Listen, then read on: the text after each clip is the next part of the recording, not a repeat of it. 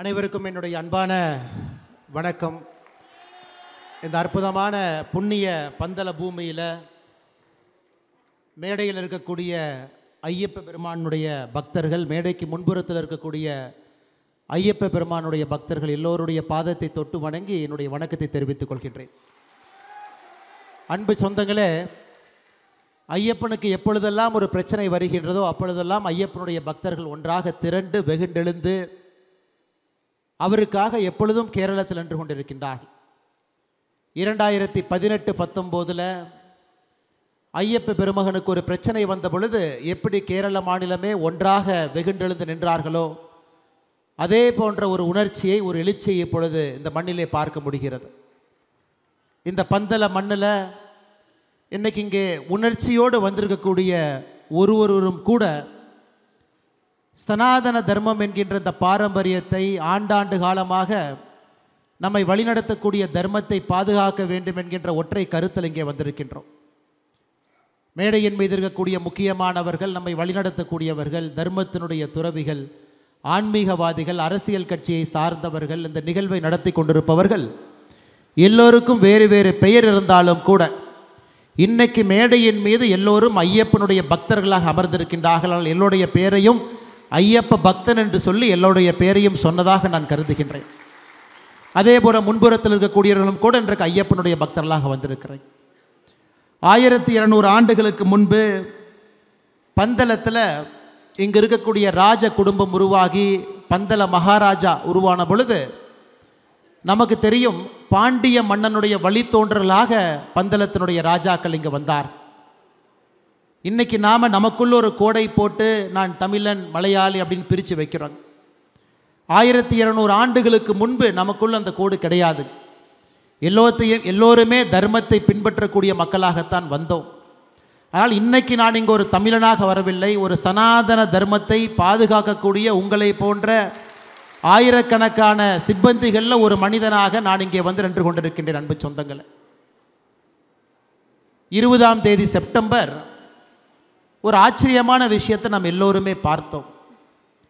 Global Ayyappa conference என்கின்ற பெயரில் அனைத்துலக ஐயப்பன் பக்தர்களை ஒருங்கிணைத்து இங்கே கேரள மாநிலத்தினுடைய கம்யூனிஸ்ட் அரசு ஒரு விழாவை ஏற்பாடு செய்திருந்தார். இதில் ரொம்ப ஆச்சரியமான விஷயம், அந்த விழாவிற்கு முக்கிய விருந்தினராக யாரை அழைத்தார்கள் என்பதுதான் முக்கியம்.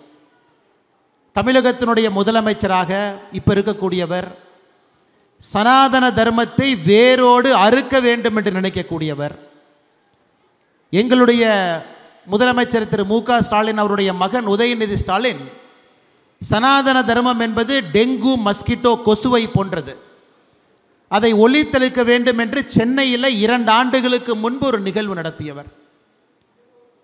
அதில் திரு மு க ஸ்டாலின் அவர்களை இந்த நிகழ்வுக்கு முக்கிய விருந்தினராக கேரள மாநிலத்தினுடைய முதலமைச்சர் பினராயி விஜயன் அவர்கள் இங்கே வாங்கன்னு கூப்பிடும் பொழுதே நமக்கு தெரியும், இது ஐயப்பனுக்காக போடப்படக்கூடிய ஒரு நிகழ்வு கிடையாது, மக்களை ஏமாற்றி அரசியலில் ஓட்டை வாங்குவதற்காக ஒரு நிகழ்வு இங்கே போடுறாங்க என்பது தெல்ல தெளிவாக நமக்கு தெரியும். ஐயப்பனை பொறுத்தவரை நமக்கு தெரியும், நைஸ்திக் பிரம்மச்சாரி என்று சொல்லுவோம். எப்பொழுதும் எல்லா நிலையிலும் ஒரு பிரம்மச்சாரியாக இருக்கக்கூடிய குழந்தை ஐயப்பனை பார்ப்பதற்கு ஆண்டாண்டு காலம் கோடிக்கணக்கான மக்கள் இங்கே வர்றாங்க. இந்த நைஸ்திக் பிரம்மச்சாரியை பொறுத்தவரை அவரை பாதுகாக்க வேண்டிய கடமை நமக்கு இருந்தாலும் கூட அவர் எப்பொழுதும் குழந்தை முகத்தோடு, இன்முகத்தோடு இங்கிருந்து சபரிமலையில் பக்தர்களுக்கு ஆண்டாண்டு காலமாக செய்தியை சொல்கிறாங்க. ஆனால் திரு ஸ்டாலின் அவர்களையும் திரு பினராயி விஜயன் அவர்களையும் நான் அவர்களை எப்படி அழைப்பேன் என்று சொன்னால், நாஸ்திக் டிராமாச்சாரி என்று தான் அழைப்பேன். அதாவது நாத்திகத்தை விரும்பக்கூடிய, டிராமா நடத்த வேண்டும் என்று நினைக்கக்கூடிய 2 நபர்கள் இணைந்து நாஸ்திக் டிராமாச்சாரியாக இந்த நிகழ்வை நடத்தி முடித்திருக்கின்றார். அது அந்த நிகழ்வை பார்க்கும் பொழுது யாரும் வரவில்லை, இருக்கைகள் எல்லாம் காலியாக இருந்ததுங்க. இவர்களாகவே கஷ்டப்பட்டு ஒரு கூட்டத்தை போட்டு ஐயப்பனுக்கு நாங்கள் இருக்கின்றோம் என்று சொல்லி அதன் மூலமாக இன்னும் தங்களுடைய பெயருக்கு களங்கத்தை ஏற்படுத்தி கொண்டிருக்கின்றார்கள். அன்பு சொந்தங்கள், இதில் நாம் கேட்கக்கூடிய ஒரே ஒரு கேள்வி, 2018-19 காவல்துறையை வைத்து ஐயப்ப பக்தர்களை அடித்து உதைத்து உச்சநீதிமன்றம் ஒரு தீர்ப்பு கொடுத்த பிறகு அதை முழுமையாக இப்படித்தான் கண்டிப்போடவே கண்டிப்பாக நான் நடைமுறைப்படுத்துவேன் என்று பொங்கி எழுந்த திரு விஜயன் அவர்களுக்கு ஐயப்பனை பற்றி ஒரு மாநாடு நடத்துவதற்கு என்ன உரிமை இருக்கிறது என்பதுதான் அடிப்படையான ஐயப்ப பக்தர்கள் கேட்கக்கூடிய ஒரு கேள்வி. மாநாடு நடத்துவதற்கு உங்களுக்கு என்ன உரிமை இருக்கு? திராவிட முன்னேற்ற கழகம் எதற்கு மு.க. ஸ்டாலின் ஐயா அவங்க கூப்பிட்டாங்களோ, தமிழகத்தில் கடந்த ஆண்டு, நீங்கள் இந்த ட்ராமா நம்ப மாட்டீங்க, கடந்த ஆண்டு தமிழகத்தில் குளோபல் முருகா கான்ஃபரன்ஸ் டிஎம்கே நடத்துகிறாங்க பழனியில். ஏன்னா பக்கத்தில் ஒரு திருடன் இருக்கும் பொழுது திருடனை பார்த்து இன்னொரு திருடன் வேகமாக கற்றுக்கொள்வான், ஒரு திருடனை பார்த்து ஈஸியாக கற்றுக்குவாங்க. தமிழகத்தில் சனாதன தர்மம் வேண்டாம் என்று நினைக்கக்கூடிய டிஎம்கே திராவிட முன்னேற்ற கழகம் குளோபல் முருகா கான்ஃபரன்ஸ் பழனியில் போன ஆண்டு. இன்னைக்கு கேரளத்தில் கம்யூனிஸ்ட் அவர்களை பார்த்து இங்கே குளோபல் ஐயப்பா கான்ஃபரன்ஸ். இவங்க இருவரும் கடவுளை பற்றி பேசுவதற்கு அடிப்படையில் எந்த ஒரு தகுதியும் இல்லாதவர்கள் அன்பு சொந்தங்கள். 2018-19 கேரளாவில் இதே பந்தளத்தில் கம்யூனிஸ்ட் கட்சியினுடைய தொண்டர்கள் முதலமைச்சர் அவர்கள் கட்டவிழ்த்து அட்டூழியத்தை பார்த்தோம். அடித்து உதைத்து மக்களை யாருமே சேருவதற்கு இடம் கொடுக்காம காவல்துறையை வைத்து கட்டுக்கோப்பாக அவர்களாகவே பெண்களை உள்ளே அழைத்து சென்று வழிவிடுவதற்கான எல்லா வேலையும் செஞ்சுட்டு இன்னைக்கு நீலி கண்ணீர் வடிக்கின்றார்கள். ஐயப்பனுக்காக நாங்கள் இருக்கிறோம், ஐயப்பனுக்காக எப்பொழுதும் பேசுவோம் என்று. இதில் ஆச்சரியம் என்னன்னா, கடவுளே இல்லை என்று சொல்லக்கூடியவர், கடவுளை நம்பாத திரு விஜயன் அவர்கள் மேடைக்கு வந்து பகவத்கீதையை பற்றி நமக்கு பாடம் எடுக்கிறார். ஆச்சரியம் பாருங்க. ஒரு அப்போ தான் நினச்சேன், கேரளாவில் கம்யூனிஸ்டுக்காரங்கெல்லாம் இன்றைக்கி பகவத்கீதையை படிக்க ஆரம்பித்தாங்கன்னா என்ன ஆகும்னு யோசிச்சு பாருங்க. பகவத்கீதையை படிச்சுட்டு அதிலும் 12வது சாப்டரை படிச்சுட்டு மட்டும் சொல்கிறார், அத்வெஷ்ட சர்வபூதானா மைத்ர கருண ஈவாச்சான்னு நமக்கு பாடுறார். என்ன சொல்கிறாருங்க? அதாவது ஒரு பக்தன் எப்படி இருக்க வேண்டும் என்று விஜயன் அவர்கள் நமக்கு பாடம் எடுக்கிறாங்க. அந்த மாதிரி பக்தனா நீங்கள்லாம் இருங்கன்னு கடவுளை நம்பாத விஜயன்.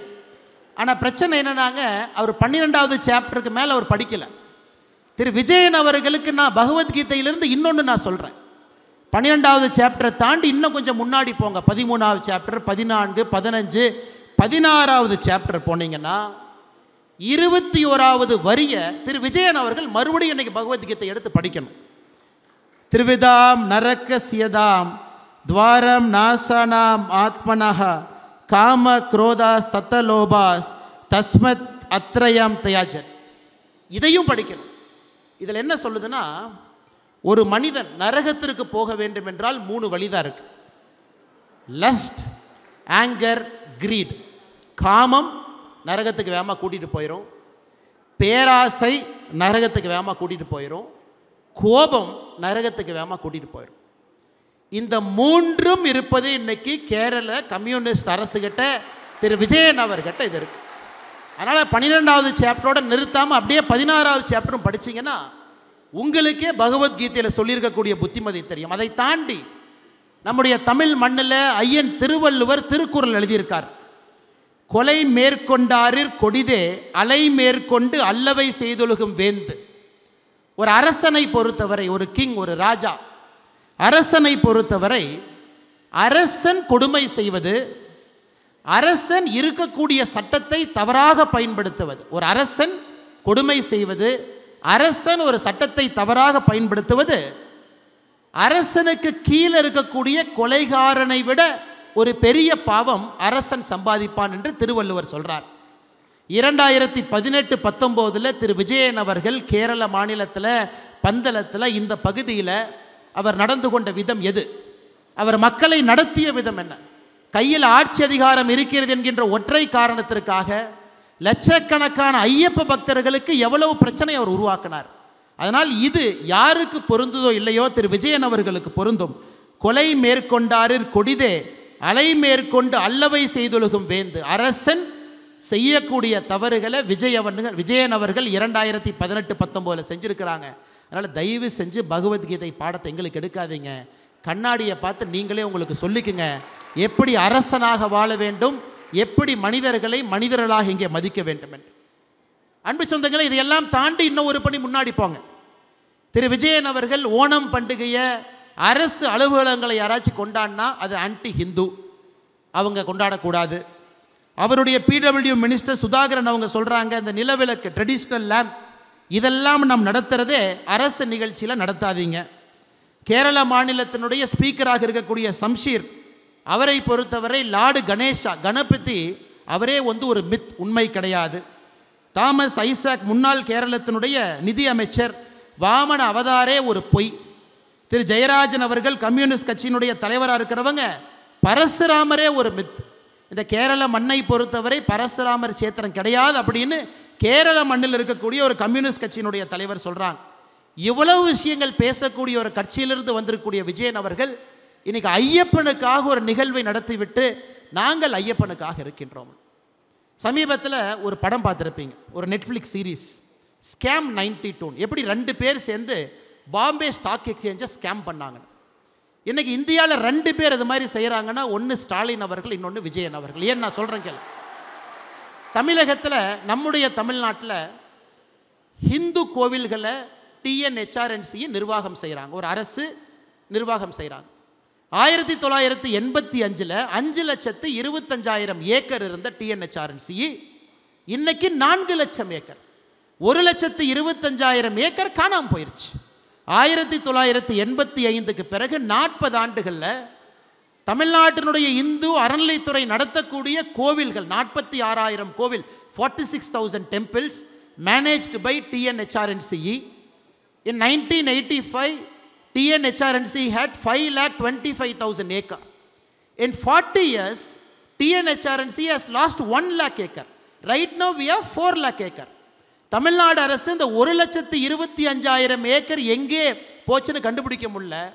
தமிழ்நாடு அரசு சார்பாக இந்த ஐயப்பன் மீட்டிங்க்கு எங்களுடைய அறநிலைத்துறை அமைச்சர் சேகர் பாபு வந்திருக்கார். அவர் என்ன கேட்குறாருன்னா, ஒரு 5 ஏக்கர் மட்டும் எங்களுக்கு கொடுங்க, பந்தளத்தில் கொடுங்கன்னு கேட்குறாங்க.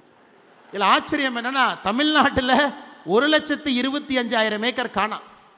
20ஆம் தேதி செப்டம்பர் இங்கே குளோபல் ஐயப்பா கான்ஃபரன்ஸுக்கு வந்த தமிழ்நாட்டினுடைய அமைச்சர் இங்கே என்ன கேட்குறாருன்னா, ஒரு 5 ஏக்கர் தமிழ்நாட்டு கொடுங்க, இங்கே நான் கட்டிக்கிறோம். ஏன் அதையும் திருடவா? அந்த 1,25,000 ஏக்கரோடு கேரள மாநிலம் உங்களுடைய சொத்து 5 ஏக்கரையும் திருடவா? அதனால் அன்பு சொந்தங்களே, இது நடப்பதெல்லாம் நன்றாக நாம் பார்க்க வேண்டும்.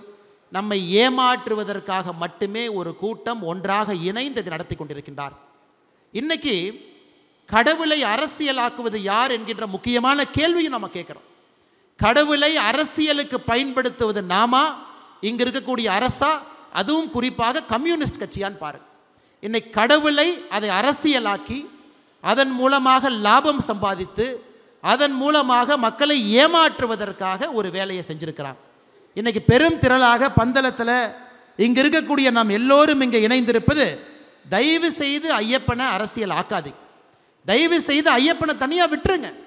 இன்னைக்கு உச்சநீதிமன்றத்தில் ரிவ்யூ பெட்டிஷன் லார்ஜர் கான்ஸ்டிடியூஷனல் பெஞ்சில் இருக்கும் பொழுது எதற்கு தேவையில்லாத வேலையை செய்கிறீங்க? இன்னைக்கு ஐயப்பனுக்கு உண்மையாலும் நல்லது செய்ய வேண்டும் என்று விஜயன் அவர்கள் நினைச்சா சுப்ரீம் கோர்ட்டு முன்னாடி நீங்கள் போட்டிருக்கக்கூடிய அஃபிடவிட்டை மாற்றி போடுங்க.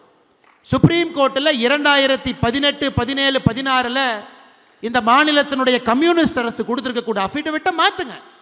ட்ரெவங்கோர் தேவஸ்தானம் போர்டு இங்கே என்ன அஃபிடவிட் கொடுத்துருக்கிறீங்களோ அதை உச்சநீதிமன்றத்தில் மாற்றுங்க. Change the affidavit that is in front of the honourable Supreme Court of our country. If you want to do any justice to Lord Ayyappa, if they have to serve Lord Ayyappa, if they have to really surrender themselves to Lord Ayyappa, they are duty bound to change the affidavit that is presented in front of the Honorable Supreme Court of our country. அதை செய்யாமல் 20ஆம் தேதி பந்தளத்தில் எதற்காக நீங்கள் கூட்டத்தை போடுறீங்க? இதிலிருந்தே நமக்கு தெரியும். இன்னைக்கு திருவங்கூர் தேவஸ்தானம் போர்டு வெளியே பேசும் பொழுது அவங்க மாற்றி பேச ஆரம்பிச்சிட்டாங்க. தேவஸ்தானம் போர்டை பொறுத்தவரை கம்யூனிஸ்ட் கட்சி வரும்பொழுதெல்லாம் மாற்றி மாற்றி பேசுவாங்க. இன்னைக்கு அவர்கள் நேரடியாக மாற்றி பேசுவது அஃபிடவிட்டில் சொல்லட்டும், நாங்கள் 10 வயதிலிருந்து 50 வயது வரை பெண்களை சபரிமலைக்குள்ள அனுமதிக்க மாட்டோம் என்கின்ற அஃபிடவிட்டை நீங்கள் போடுங்க. நீங்கள் ஐயப்பனுடைய பக்தர்கள் ஏற்றுக்கிறோம், நீங்கள் ஐயப்பனுக்காக வேலை பார்க்குறீங்கன்னு ஏற்றுக்கிறோம். அதையெல்லாம் தாண்டி விஜயன் அவர்கள் இன்னைக்கு புதுசாக இன்னொரு ட்ராமாவை ஆரம்பிச்சிருக்கார்.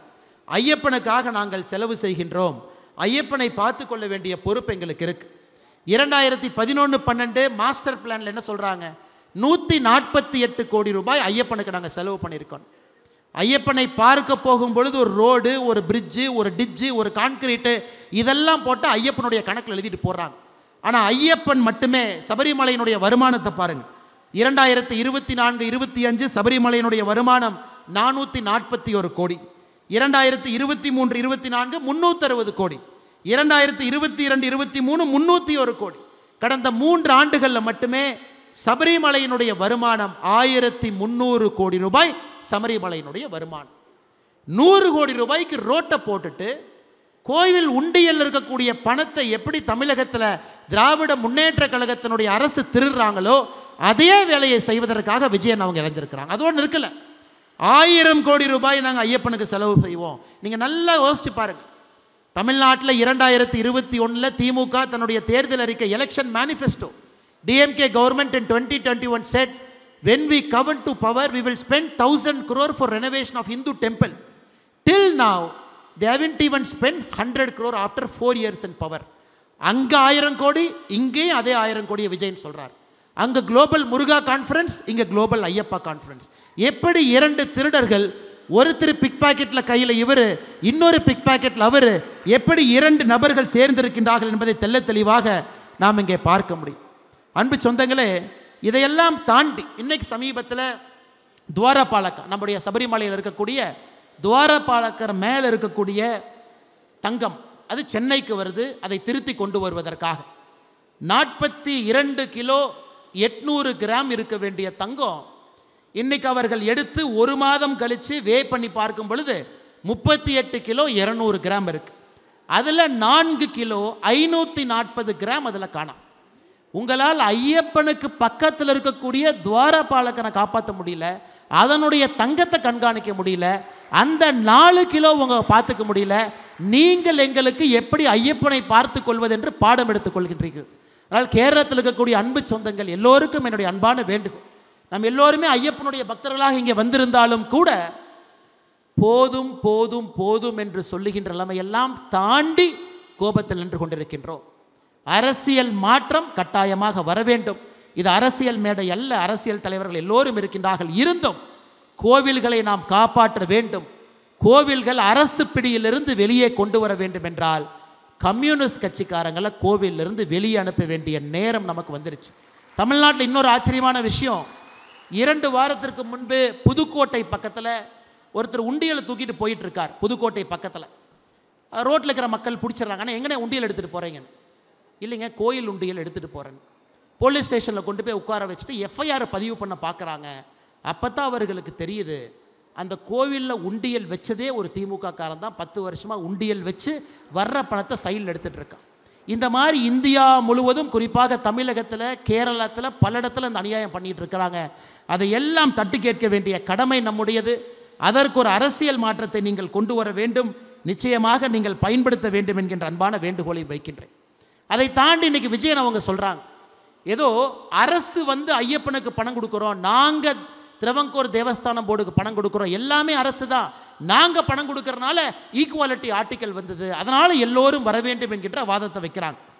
நமக்கு தெரியும், இன்றைக்கி நம்முடைய அரசியலமைப்பு சட்டத்தில் ஆர்டிக்கல் 290A, இந்திய அரசியலமைப்பு சட்டத்திலேயே மிக வித்தியாசமான ஒரு ஆர்டிக்கல், ஒரு அமெண்ட்மெண்ட். இது எங்கேயுமே இல்லாத ஒரு பெருமை இந்த கேரள மண்ணுக்கு இருக்குது.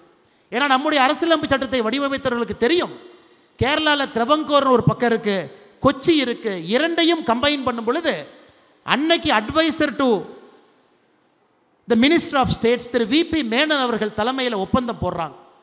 இன்றைக்கி இதெல்லாம் நீங்கள் எடுத்துக்கிட்டீங்க, 2 பிரின்ஸ்லி ஸ்டேட்டை கம்பைன் பண்ணி எடுத்துட்டீங்க. அதனால் அரசு ஒரு ஆண்டும் தேவஸ்தானத்திற்கு 51 லட்சம் பணம் கொடுக்க வேண்டும் என்று 1949 போடப்பட்ட ஒரு தீர்மானம். இதில் தமிழ்நாடும் சம்மந்தப்பட்டிருக்கு. இதில் ஆச்சரியம் பாருங்கள், ஏன்னா 1956 தமிழ்நாடு கேரளா நம்முடைய பார்டரை வரையறுத்த பொழுது கேரளாவுடைய சில பகுதிகள் தமிழ்நாட்டுக்கு வருது. அன்னைக்கு 1956 கேரளா. அந்த 290A ஆர்டிக்கலில் சொல்கிறோம், எந்த பகுதியெல்லாம் தமிழ்நாட்டிற்கு வந்திருக்கோ அதற்கு தமிழ்நாடு அரசு வருஷத்துக்கு 13,50,000 கொடுக்கணும் தேவஸ்தானம் போர்டுக்கு. கேரள அரசு 46,50,000 கொடுக்கணும். So mister Vijayan has to understand, it is not a money that is thrown at Ayyappa. It is a constitutional obligation by the government to give money to the Travancore Devasthanam Board, not by Kerala, even by Tamil Nadu. Tamil Nadu அரசும் வருடத்திற்கு 13,50,000 ரூபாய் கொடுக்கணும். காரணம், கேரள பகுதியிலிருந்து தமிழ்நாட்டுக்குள்ளே வந்திருக்கக்கூடிய கேரளத்தினுடைய பழைய நிலத்தில் இருக்கக்கூடிய கோவிலுக்கு தமிழ்நாடு அரசும் கன்சாலிடேட்டட் ஃபண்ட்லேருந்து கொடுக்கணும். இது ஒரு கான்ஸ்டியூஷனல் மேண்டேட். ஏன்னா இங்கிருந்த கோவில்களை பாதுகாப்பதற்காக கொடுக்கப்படுற நிதி, அதை அப்படியே மாற்றி கடந்த 75 ஆண்டுகள் அப்படியே அந்த கான்செப்டை மாற்றி ஏதோ அரசு பணம் கொடுப்பதால் மட்டும்தான் இங்கே இருக்கக்கூடிய கோவில்கள் வாழுகின்ற என்கின்ற மாயத்தோட்டத்தை ஏற்படுத்தி அதை உச்சநீதிமன்றம் வரைக்கும் கொண்டு போய் அதில் ஆர்டிகல் 21, 25 கொண்டு வந்து அரசு பணம் கொடுக்கறதுனால எல்லா கோவிலில் எல்லோரும் செல்லணும், குறிப்பாக பெண்கள் சபரிமலை ஐயப்பனை பார்க்க செல்ல வேண்டும் என்கின்ற வாதத்தை வைத்து இன்றைக்கி இந்த பிரச்சனை போயிட்டுருக்கு. அதனால் நிச்சயமாக எனக்கு நம்பிக்கை இருக்கிறது. உச்சநீதிமன்றம் லார்ஜர் கான்ஸ்டிடியூஷனல் பெஞ்சில் இதை அவங்க மறு தீர்மானம் செய்யும் பொழுது ஐயப்பனுக்காக நல்ல ஒரு முடிவு, நல்ல ஒரு தீர்ப்பு வரும் பொழுது இந்த கம்யூனிஸ்ட் அரசனுடைய முகத்தில் கரியை நாம் பூசத்தான் போகின்றோம். அதுவும் நடக்கத்தான் போகிறது. நம்முடைய காலத்தில் அதையும் பார்க்கின்றோம். அதனால் இந்த அற்புதமான இந்த மாநாட்டில் பங்கேற்கக்கூடிய எல்லா தலைவர்களுக்கும் இந்த நேரத்தில் நாம் நெஞ்சார்ந்த பாராட்டுக்களை, வாழ்த்துக்களை தெரிவிக்கணும். காரணம், 20ஆம் தேதி அரசு நடத்திய கூட்டத்தை விட 10 மடங்கு பெரிதாக ஆன்மீகவாதிகள், பெரியவர்கள், அரசியல் கட்சியினுடைய தலைவர்கள், சாதாரண பொதுமக்கள், ஐயப்ப பக்தர்களை எல்லோரும் கொண்டு வந்து கேரள மாநிலம் ஒரு செய்தியை சொல்லியிருக்கிறது. ஐயப்பனை தொட்டால் நாங்கள் விடமாட்டோம் என்கின்ற பெரிய செய்தியை சொல்லியிருக்கிறோம். அது 2026 தேர்தல் களத்தில் அது எதிரொலிக்க வேண்டும் என்கின்ற ஒரு ஐயப்பன் பக்தனாக என்னுடைய கருத்தையும் இங்கு வைக்கின்றேன். கடைசியாக திரு விஜயன் அவர்களுக்கும் கம்யூனிஸ்ட் ஆட்சிக்கும் எங்களுடைய வேண்டுகோள், நீங்கள் புரிந்து கொள்ள வேண்டும், மனிதனுடைய சட்டங்கள், உங்களுடைய சட்டங்கள் ஐயப்பனுக்கு பொருந்தாது என்பதை எப்பொழுது புரிந்து கொள்ளுகின்றீர்களோ அன்னைக்கு உங்களுக்கு நல்ல புத்தி கிடைக்கும். 2வது, பகவத்கீதையை முழுசாக 18 சாப்டரையும் படிங்க, 12 சாப்டரோட நடிச்சிடாதீங்க. 3வது, கேரள அரசும் தேவஸ்தானம் போர்டும் இன்றைக்கி உச்சநீதிமன்றத்தின் முன்பு நீங்கள் போட்டிருக்கக்கூடிய அஃபிடவிட்டை மாற்றி ஐயப்பனுக்கு ஆதரவாக நீங்கள் கொடுக்கும் பொழுது ஐயப்பனுக்காக நீங்கள் இருக்கின்றீர்கள் என்கின்ற பொருள். அதுவரை எத்தனை மாநாடு நீங்கள் நடத்தினாலும் நாங்கள் நம்ப போவது கிடையாது.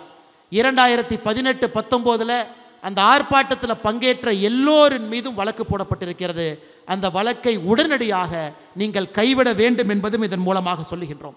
நன்றாக புரிந்து கொள்ள வேண்டும், பம்பையோ பந்தலமோ இது ஒரு பிக்னிக் ஸ்பாட் கிடையாது, ஐயப்பன் வாழுகின்ற இடம். அதனால் நீங்கள் நடத்தக்கூடிய இந்த குளோபல் கான்ஃபரன்ஸ் ஐயப்பனை உலகத்துக்கு அறிமுகப்படுத்த தேவை யாருக்கும் கிடையாது. ஐயப்பனை விட இவங்கெல்லாம் பெரிய ஆளுகளா? ஐயப்பனை உலகுக்கு அறிமுகப்படுத்துவதற்காக ஒரு மாநாடு நடத்துகிறாங்களாமா? இந்த இடத்தை அப்படியே விடுங்க. காட்டுக்குள் ஐயப்பன் இருப்பது தான் அனைவருக்கும் பெருமை. தயவு செய்து அதை அசிங்கப்படுத்தாது. அது மட்டுமல்ல, திரு விஜயன் அவர்களுக்கு இன்றைக்கி பிராமின் சமுதாயத்தின் மீது ஏதோ ஒரு கோபம் இருக்குது. அதை நல்லா ஆழ்ந்து பார்க்கும் பொழுது அந்த கோபத்தை தொடர்ச்சியாக அதை காட்டி கொண்டிருக்கின்றார்கள். அதிலிருந்து அந்த பிராமின் ஃபோபியாலிருந்து வேகமாக வெளியே வாங்க. விஜயன் அவர்களுக்கு பாதி பிரச்சனை இன்னைக்கு கேரளா முடிஞ்சிடும். கடைசியாக தமிழகத்திலிருந்து 2 அமைச்சர்கள் வந்தார்கள். பிடிஆர் அவங்க வந்தாங்க, இன்னொரு அமைச்சர் சேகர் பாபு வந்தாங்க. இவர்கள் இருவருக்கும் தலைவர் யாருன்னா பெரியார். திராவிட சித்தாந்தத்திற்கு பெரியார் தலைவர். இந்த பெரியார் 1943 செப்டம்பர் மாதம் 21ஆம் தேதி பெரியார்கிட்ட கேட்குறாங்க, கம்யூனிசம்னா என்னன்னு கேட்குறாங்க. அதற்கு பெரியார் அவர்கள் சொல்கிறாரு திருச்சியில், கம்யூனிசம்னா இனிப்பு கலந்திருக்கக்கூடிய கசப்பு மாத்திரை என்று சொல்லுகின்றார். Communism is nothing but a sugar coated poison pill. ஒரு இனிப்பு கலந்திருக்கக்கூடிய ஒரு பாய்சன் தான் கம்யூனிசம். இன்றைக்கி அந்த கம்யூனிஸ்ட் நடத்தக்கூடிய மாநாட்டுக்கு அந்த பெரியார் அவருடைய சித்தாந்தத்தின் வழித்தோன்றலாக வந்திருக்கக்கூடிய கட்சியிலிருந்து 2 பேர் இங்கே வந்ததே 5 ஏக்கர் ஆட்டையை போடத்தான் வந்தாங்க, வேறு எதுக்கு அவங்க வரலைங்க. அங்கே 1,25,000 ஏக்கர், கேரளாவில் 5 ஏக்கர் வருமானு, அதையெல்லாம் நீங்கள் பெரிதாக எடுத்துக்கொள்ள வேண்டாம். மற்றும் ஒரு முறை மேடையில் இருக்கக்கூடிய எல்லோருக்கும், ஐயப்ப பக்தர்களுக்கும், உணர்ச்சியோடு வந்திருக்கக்கூடிய எல்லோரும் இதே போல தொடர்ந்து கட்டுக்கோப்பாக ஐயப்பனுக்காக ஒருங்கிணைந்து நாம் நிற்போம். மாற்றம் நிச்சயமாக வரும். அரசியல் மாற்றத்தை நீங்கள் மறந்துவிடக்கூடாது. அரசியல் மாற்றமே உண்மையான சமுதாய மாற்றத்திற்கு வித்திடும். 2026 தேர்தலை நாம் பயன்படுத்தி கடவுளுக்கு எதிராக, ஐயப்பனுக்கு எதிராக இருக்கக்கூடிய கம்யூனிஸ்ட் கட்சி ஆட்சியை இங்கிருந்து தூக்கி எறிவதற்கு நாம் ஒன்றிணைவோம். அதை நீங்கள் ஐயப்ப பக்தர்களாக நிகழ்த்தி காட்ட வேண்டும் என்கின்ற வேண்டுகோளை வைத்து வாய்ப்பு கொடுத்த நல்ல உள்ளங்களுக்கும், மேடையில் இருக்கக்கூடிய தலைவர்களுக்கும், சபரிமலை சம்ரக்ஷண சங்கமத்தில் இருக்கக்கூடிய எல்லா அண்ணன், குறிப்பாக எஸ்ஜிஆர் குமார் அவர்களுக்கும் என்னுடைய நெஞ்சார்ந்த நன்றிகளை தெரிவித்துக் கொள்கின்றேன். நன்றி, வணக்கம். சுவாமியே சரணம் ஐயப்பா. ഭാരതത്തിലെ അതിപ്രശസ്തമായ ക്ഷേത്രങ്ങളിലേക്ക് മലയാളം ന്യൂസ് നെറ്റ്വർക്ക് സംഘടിപ്പിക്കുന്ന ആധ്യാത്മിക യാത്രകൾ. പ്രമുഖ ട്രാവൽ ഏജൻസിയായ യാത്രാനന്ദയുമായി ചേർന്ന് മലയാളം ന്യൂസ് നെറ്റ്വർക്ക് ഒരുക്കുന്ന യാത്രയിൽ ചുരുങ്ങിയ നിരക്കിൽ നിങ്ങൾക്കും പങ്കാളികളാകാം. ഭാരതത്തിലെ പ്രമുഖ ശക്തിപീഠമായ അസമിലെ കാമാഖ്യ ക്ഷേത്രത്തിലേക്കാണ് ആദ്യ യാത്ര. കാമരൂപമെന്ന് കാളിദാസനും പ്രാഗ്ജ്യോതിഷപുരമെന്ന് വ്യാസനും വിളിച്ച അതിമനോഹരമായ സംസ്ഥാനമാണ് അസം. സമമായി മറ്റൊന്നില്ല എന്നാണ് അസമിന്റെ അർത്ഥം. ബ്രഹ്മപുത്ര നദിയും ഹിമാലയവും ദൃശ്യചാരുത കൊണ്ട് അനുഗ്രഹിച്ച അസമിലെ കാമാഖ്യ ഇന്ത്യയിലെ തന്നെ ഏറ്റവും പ്രധാനപ്പെട്ട കാളി ക്ഷേത്രങ്ങളിലൊന്നാണ്. കാമാഖ്യ ക്ഷേത്ര സന്ദർശനത്തിന് ശേഷം കിഴക്കിന്റെ സ്വിറ്റ്സർലാൻഡ് എന്നറിയപ്പെടുന്ന മേഘാലയയിലെ ഷില്ലോങ് നഗരവും ചിറാപുഞ്ചിയും അതിമനോഹരമായ മഴക്കാടുകളും ഹിമാലയൻ കാറ്റ് ചൂളം വിളിക്കുന്ന താഴ്വരകളും മേഘങ്ങളെ ഉമ്മവയ്ക്കുന്ന ചെറുകുന്നുകളും കണ്ണാടി പോലെ ജലമൊഴുകുന്ന ഉമയാങ് നദിയും സന്ദർശിക്കുന്നു. ജീവിതത്തിൽ ഒരിക്കലെങ്കിലും കണ്ടിരിക്കേണ്ട ഈ അത്ഭുത ലോകത്തിലേക്ക് നിങ്ങളെ സ്വാഗതം ചെയ്യുന്നു.